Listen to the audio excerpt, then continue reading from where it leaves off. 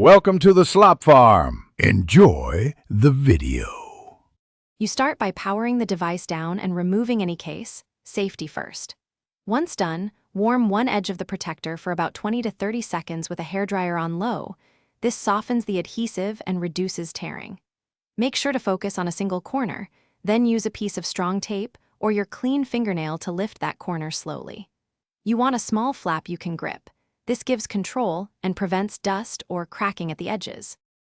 With a corner lifted, insert a thin plastic card beneath the flap and work it forward a few millimeters at a time. You do this to separate adhesive gradually. Low-angle peeling reduces stress and prevents cracks. Once the card is under, slide it along while you pull the protector back slowly, maintaining even pressure. If the protector resists, pause and reapply heat for 10 seconds. Make sure to avoid metal tools, they can scratch. If the protector starts tearing, secure the peeled section with tape and continue. After removal, inspect the screen and edge seals for residue or trapped dust. Use a microfiber cloth lightly dampened with 70% isopropyl alcohol to dissolve adhesive. Wipe in straight strokes and allow the screen to dry fully.